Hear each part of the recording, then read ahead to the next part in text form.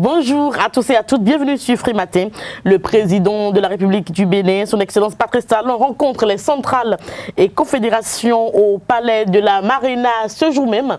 À quoi doit-on s'attendre au lendemain d'une décision de la Cour constitutionnelle qui casse le retrait du droit de grève à certains corps de l'administration? Nous ferons le débat dans un instant avec Roch Judikel Rouanou. Bonjour. Bonjour Nadège. Vous êtes le directeur général adjoint du quotidien L'Informateur.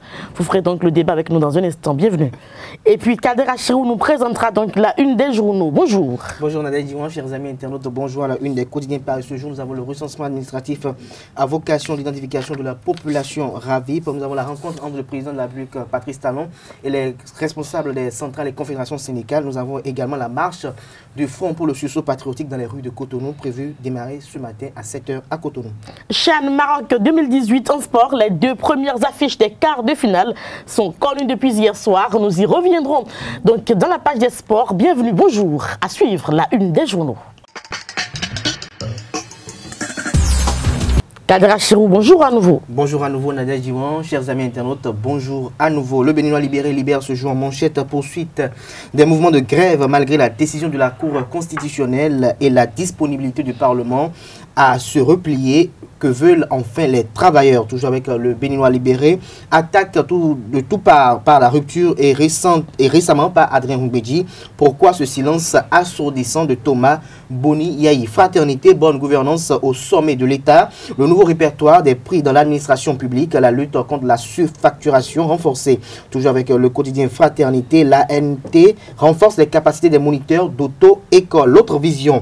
Opération de recensement administratif à vocation d'identification de la population ravie pendant la 5e circonscription électorale. L'appel pressant de Chantal Djotodia à ses concitoyens. Elle se fait désormais ambassadrice de l'opération. Toujours avec l'autre vision, décision DCC 18-001 du 18 janvier 2018. Agapit Napoléon Maforican désavoue publiquement 4 juges. La dépêche. Gouvernance sous la rupture, talon dans le viseur de Candide Armand Marie Azanaï. Toujours avec la dépêche. Tension sociale ce mardi, face à face talon et syndicats, le FSP dans la rue. La nouvelle tribune, décision DCC 18-001 de la Cour constitutionnelle sur la suppression du droit de grève. Un camouflet pour le président Adrien Rumbedji. Toujours avec la nouvelle tribune, en deuxième titre à la une. Talon Soglo, la bataille autour de l'électorat de la 23e circonscription électorale. Matin libre, électrification sous l'ancien régime. À découvrir aux pages 6 et 7 les avancées considérables réalisées par le président Thomas Boni Yahi. Toujours avec un Matin libre, le compétiteur n'est obligé d'aller aux négociations. Ça va chauffer avec les syndicats ce jour. Les points qui vont fâcher à la page 5 de la parution du jour du quotidien Matin libre. Le matinal à présent, sortie médiatique du président du parti Restaurer l'Espoir, Candide Armand Marie Azanaï, prêche dans le désert. En deuxième titre à la une du défi d'une génération, inconstance des décisions, doute légitime sur la Cour constitutionnelle. La boussole pour finir. Moralisation de la vie publique au Bénin. L'ancien ministre Aboubakar Yaya au cœur d'un gros scandale de corruption. La NLC et le tribunal doivent se saisir de son cas. Et en deuxième titre de la boussole, réquisition des directeurs et directrices des écoles maternelles et primaires. L'intersyndicale s'y oppose et dénonce la nullité de l'arrêté du ministère de l'enseignement maternel et primaire. Merci à vous, Kader Achirou. Nous allons passer au débat et nous reviendrons après pour faire le bulletin d'information et les sports. Le débat avec Roch Judikel Rouanou et Kader Achirou. Roch Judikel Rouanou, bonjour. Bonjour Nadège Diwan. Alors face à face, donc talon et centrale syndicale aujourd'hui, à quoi peut-on s'attendre dans une ambiance où la Cour constitutionnelle vient donc de casser cette décision du droit de retrait de grève à certains corps de l'administration? Bon, Nadège, permettez-moi d'abord de souhaiter mes voeux les meilleurs aux internautes. En cette année 2018, c'est la première fois que je viens sur ce plateau. Donc je vous souhaite à vous mes meilleurs voeux, à Kader Achirou, à toute l'équipe de Esawe TV et à tout le groupe Esawe et aux amis internautes qui nous suivent, les politiciens. Nos meilleurs voeux au chef de l'État qui a la lourde responsabilité de conduire la destinée de notre pays encore pour 3 ans au moins. Merci donc pour vos voeux et puis vos réciproques. Merci. Face à face, talon gouvernement et talon syndicat, après la décision de la Cour constitutionnel. Je dis bien après la décision. Et c'est là que le président Patrice Talon est un peu trop particulier dans ses décisions, dans ses actions, parce que je pense que, à mon avis, cette discussion peut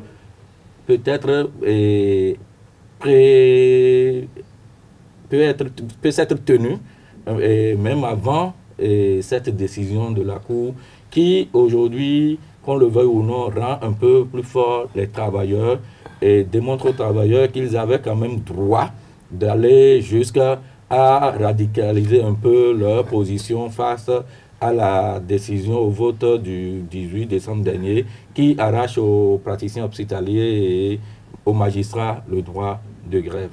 Et de quoi va-t-il être agir et tout à l'heure au palais de la République, à la salle du peuple? Je pense que le président de la République ne va pas changer sa posture. On l'a vu, il a déjà rencontré les praticiens hospitaliers, il a rencontré d'autres couches, il a rencontré même les musulmans, les imams, les chefs religieux, et son langage n'a pas souvent été tendre. Et le président de la République a toujours été très ferme dans ses déclarations, il a toujours adopté la posture du chef. Et dans ces occasions, le président Patrice Talon ne négocie souvent pas. C'est à peine qu'il entend les autres, mais il dit sa conduite, il réaffirme toutes les fois sa vision. C'est quelqu'un qui ne fléchit pas. Et vous savez, au palais de la République, quand vous allez devant le chef de l'État, les gens n'ont pas forcément cette chance de se vider, de vider leur sac ou bien de dire leurs émotions. Et le président de la République est une personnalité, c'est l'institution incarnée, c'est le chef de la nation et c'est toute une institution à respecter. Dans cette logique, les travailleurs restent souvent tout touchés. Mais ça ne voudra pas dire qu'il gobe d'office tout ce qui a été dit au palais. Et je pense que le meilleur canal pour entendre réellement ce qui se passe au niveau de la couche des travailleurs, au niveau de ces partis et de ces partisans sociaux, c'est au niveau du dialogue, au niveau des ministres. C'est là souvent que les travailleurs se lâchent. C'est là souvent qu'ils disent à cœur ouvert ce qu'ils ont sur le cœur. C'est comme un papa, vous avez votre enfant et que vous l'appelez le matin, vous le grondez, vous dites je ne veux plus, je ne veux plus, je ne veux plus. Je vous assure, ce n'est pas forcément que vous arrivez, ce n'est pas forcément, même si votre enfant ne dit rien, qu'il a d'office gobé tout ce qu'il a pour lui dans son ventre. Donc je pense qu'il est temps maintenant pour le chef d'État d'orchestrer des dialogues francs avec ses partenaires sociaux, que sont les travailleurs. Le dialogue franc, c'est-à-dire d'apprendre à les écouter, d'apprendre à noter réellement leurs doléances, d'être un peu flexible à des moments donnés. Ce n'est pas de mettre en place une république bananière, du tout pas, mais quand même de les écouter et de savoir qu'il a quand même affaire à des êtres humains qui ne sont pas forcément des va-t-en-guerre ou bien qui ne sont pas tous des va-t-en-guerre, mais que parfois leurs préoccupations sont légitimes, sont légales et qu'il faille trouver des solutions pour apaiser la tension sociale. Alors, Kader Achirou, on va revenir donc dans un instant à Roch du Kelrouane. On attend donc cette sortie, on attend donc, le président Talon attend, j'allais dire, les centrales ce matin. Qu'est-ce qui va se passer d'après vous? Ce qui va se passer, c'est ce à quoi on avait assisté par le passé. Ce n'est pas une première d'abord sous le régime de la rupture, une rencontre entre le chef de l'exécutif et les partenaires sociaux en personne. Certes, ils auront droit à un réquisitoire de Patrice Talon qui va leur montrer en fait tout son état d'âme à travers sa tenue de rigueur dans les propos. Mais je pense que c'est un discours qu'il faut quand même instaurer. Il faut ôter de la tête de nos partenaires sociaux que le chef de l'État, qui est une institution, est quelque chose qu'on peut banaliser, quelque chose qu'on peut ridiculiser, qu'on peut prendre comme un copain parce que par le passé, ça a été ramené à terre. Et je pense que l'un des promesses électorales effectuées par Patrice Talon, candidat à l'époque, c'était de ramener les institutions à leur place, de faire valoriser à nouveau la fonction présidentielle, parce qu'autrefois, on avait un chef d'État qui était beaucoup familier avec les différentes couches de la République, à telle enseigne qu'on prenait le chef de l'État pour quelque chose qu'il ne fallait plus respecter, quelque chose à qui on pouvait dire tout ce qu'on veut. Aujourd'hui, les syndicats seront droits dans leur botte. Le chef de l'État également sera droit dans sa botte. Mais le problème, c'est est-ce que nous allons assister à un dégel de la crise? est-ce qu'à l'issue de cette rencontre, est-ce que nous aurons quand même une issue favorable qui pourra quand même apaiser les uns et les autres? La question, elle reste dubitative pour la simple raison et la simple cause qu'aujourd'hui, les syndicalistes sont de leur côté, estiment qu'il faut leur laisser leur droit de grève pour quand même revendiquer, pour relater leur humeur, pour relater leur indignation par rapport à tel fait ou autre. Le chef de l'État élu par un peuple le peuple béninois, est dans son souci, dans sa politique de vouloir quand même instaurer une politique devant permettre un mieux-être aux populations. Parce qu'il n'est pas, il est d'ailleurs un secret de polichinelle aujourd'hui de constater que quand il y a grève, il y a des populations, des parents qui meurent dans les hôpitaux. Il y a des gens qui sont dans les prisons qui voient leur date de jugement relancée. Alors, est-ce qu'on va assister à cela? Est-ce que parce que les uns et les autres font des protestations, des mouvements de grève, des mouvements de débrayage, que chaque fois nous allons assister à cela pendant que nos populations sont là à se demander qu'est-ce qui est pensé pour eux? Et ce qui est le problème aujourd'hui, c'est le fondement de la grève. Vous savez, la grève, au-delà de tout, dans les grandes démocraties, c'est le dernier recours. Après les tentatives multiples de négociation, on passe à la grève. Et je pense que nos responsables syndicaux et autres ne comprennent pas en fait l'ampleur de quand on dit mouvement de débrayage de 48 heures, sont 12 heures. Et à la finalité, après, pour l'enseignement, les enfants iront aux examens, ils vont échouer. On dira que c'est le gouvernement qui a proposé des épreuves, qui a corsé les épreuves. On dira que c'est le gouvernement qui n'a pas pu faire ci, qui n'a pas pu faire ça. Chaque fois, il n'y a que le gouvernement qu'on trouve comme bouc émissaire. Mais qu'est-ce que eux-mêmes, en tant que partenaires sociaux, qu'est-ce qu'ils arrivent à faire, qu'est-ce qu'ils arrivent à mettre en place? Il ne s'agit pas de tenir peut-être des propos partisans au chef de l'État, partisans au gouvernement de la rupture, mais je pense qu'il faut quand même en toute objectivité voir les choses pour comprendre qu'en réalité, il arrive des moments où nos partenaires sociaux également en font de trop. Parce que chaque fois on est là, il y a toujours des revendications. Les revendications n'en manquent jamais dans aucun pays au monde. Aucun pays, aucun travailleur n'est satisfait de ce qui se passe. Moi, je suis dans le secteur privé. Je pense que parfois, c'est d'ailleurs la volonté, c'est cela qui guide le gouvernement actuel à pouvoir opter pour des accointances de la gestion du secteur public avec le privé. Moi, je suis dans le secteur privé. Tout ce qui se passe dans mon service, je suis d'accord parfois, je ne suis pas d'accord parfois, mais je suis obligé de venir à mon travail, je suis obligé de faire mon travail parce que j'ai une obligation envers mon patron. Est-ce que vous avez lu au moins que le droit de grève, pour l'avoir, il y a eu des luttes qui ont été faites? Il y a eu des luttes, dans ce luttes qui ont été faites. Laissez-moi finir. Dans ce même pays, à un moment donné, il n'y avait pas de droit de grève. Il y a la mémoire qui est là, n'est-ce pas? Donc il n'y avait pas le droit de grève. On a vu comment ça s'est passé. Là, vous allez voir alors les gouvernants comment ils peuvent outrepasser parfois lorsqu'il n'y a pas le droit de grève. Donc ça a été le droit de grève a été accordé au bout de plusieurs luttes. Donc on ne peut pas retourner en arrière comme ça, tout de go. Je ne suis pas partisan du fait qu'il faut retirer le droit de grève. Mais ce que je dis, et je pense que je le martèle d'ailleurs, c'est qu'aujourd'hui, nos responsables syndicats arrivent de façon constante à aller en grève toutefois qu'il y a juste un petit mécontentement. Mais là, la Cour a demandé de recadrer, donc le débat est clos sur ce point-là, puisque la Cour a demandé de recadrer tout ça. La Cour a demandé de recadrer, voilà, pour qu'on puisse de recadrer la décision. Mais il y a toujours des spéculations au fond. Et il y a toujours des inquiétudes au fond. Mais la Cour, c'est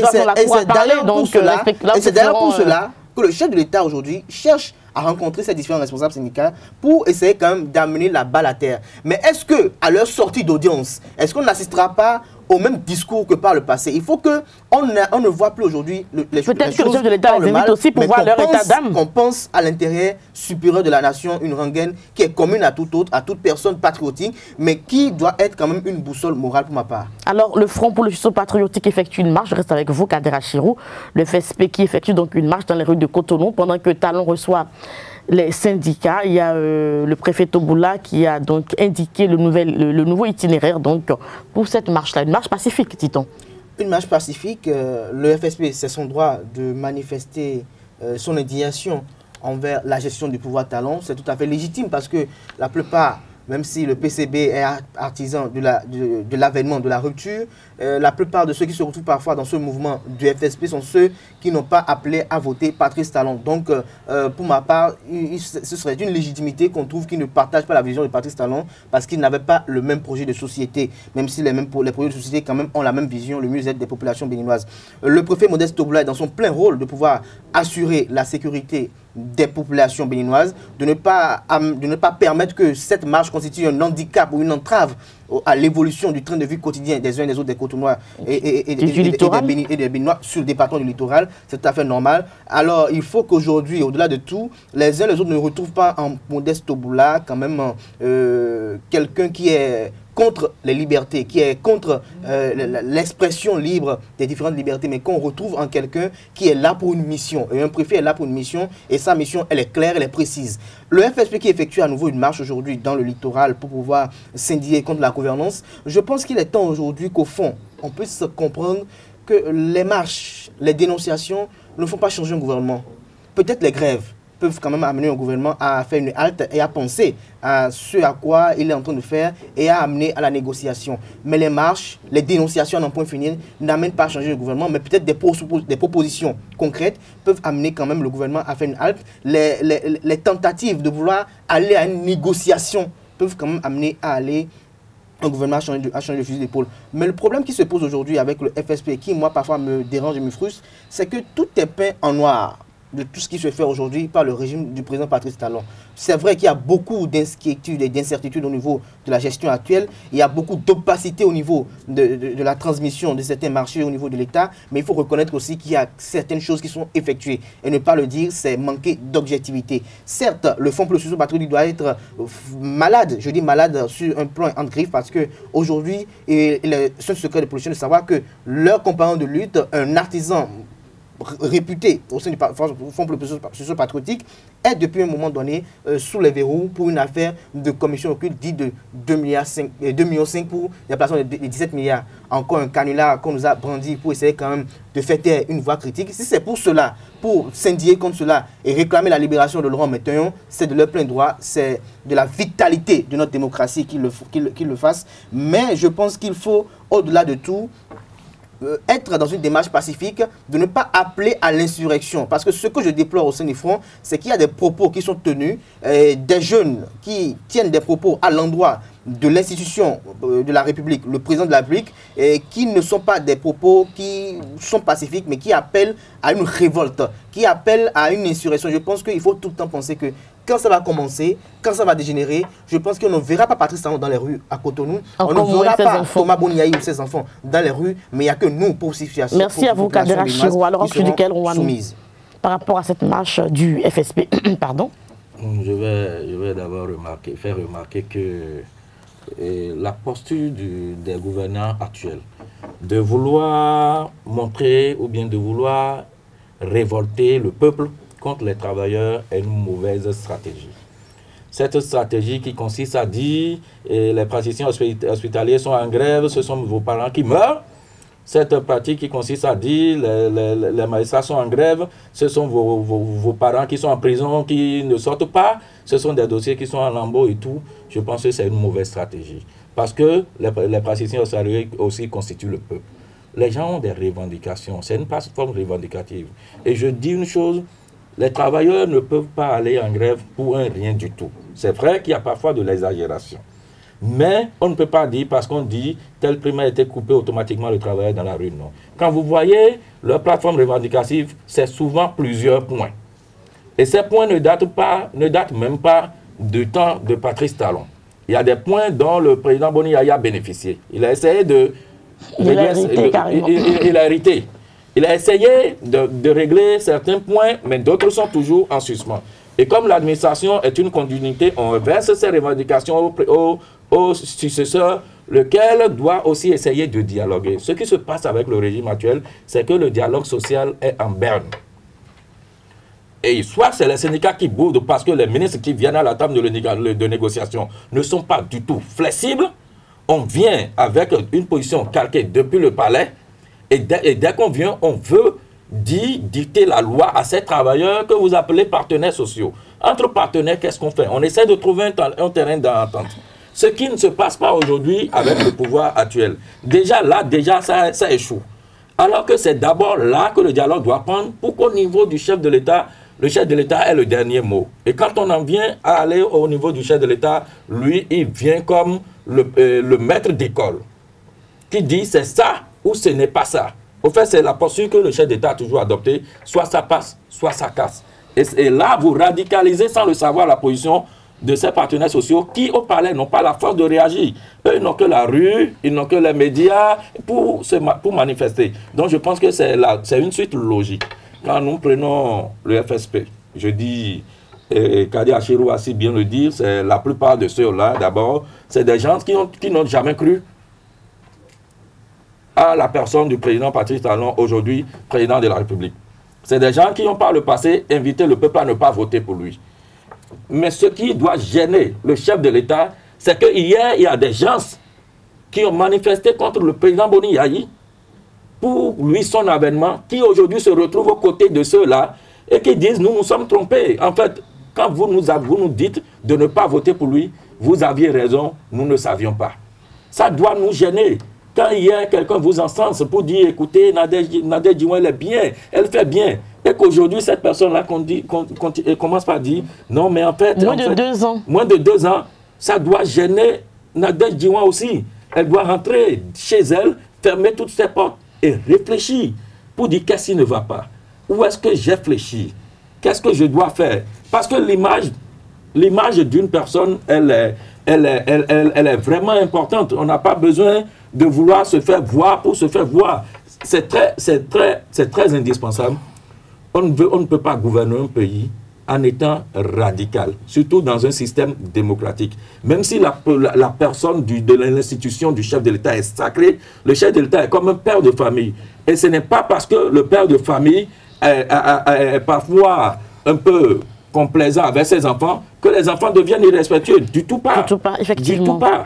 Ce n'est pas parce que le père de famille dialogue souvent avec ses enfants que les enfants, au contraire, l'absence de dialogue rend les enfants des cas plus responsables. Mais le dialogue responsabilise davantage les enfants. Il y a lieu, il faut le dire au président Patrice Talon, aujourd'hui les gens font de lui ce qu'ils ont fait du président Boni Yayi. Les gens l'encensent, mais négativement, les gens le caressent dans le sens du poids. Des poils, mais demain, c'est lui qu'on a élu. Lui seul. Aujourd'hui, les députés ont voté une loi qui ôte le droit de grève. Mais tout le monde dit Patrice Talon a ôté le droit de grève. C'est son nom. Demain, c'est son bilan. Ce n'est pas ceux-là. C'est des courtisans, c'est des gens. Et puis c'est des malhonnêtes.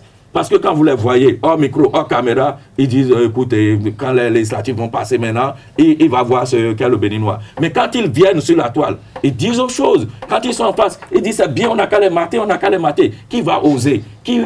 Même le père, quel père de famille va dire, on n'a qu'à mater mon enfant? Aucun père. Merci à Roch Judikel Rouanou, Kader Achirou. Très rapidement, quelques 45 secondes. Je dirais à Roch Judikel Rouanou que Patrice Talon est un bon démocrate et qu'il est conscient du fait qu'aujourd'hui, les uns et les autres sont opposants à lui parce qu'ils ne sont pas d'accord avec les clauses du contrat qui sont des clauses qui sont antidémocratiques. Et je pense qu'aujourd'hui, qu'il faut distinguer un opposant de quelqu'un qui est frustré, qui est déçu par le fait qu'il n'a pas eu les accords de départ pour pouvoir piller le pays, pour pouvoir, au-delà de tout, partager le gâteau ou le magot. Et je pense que les prochains jours nous édifieront davantage. Je ne vois pas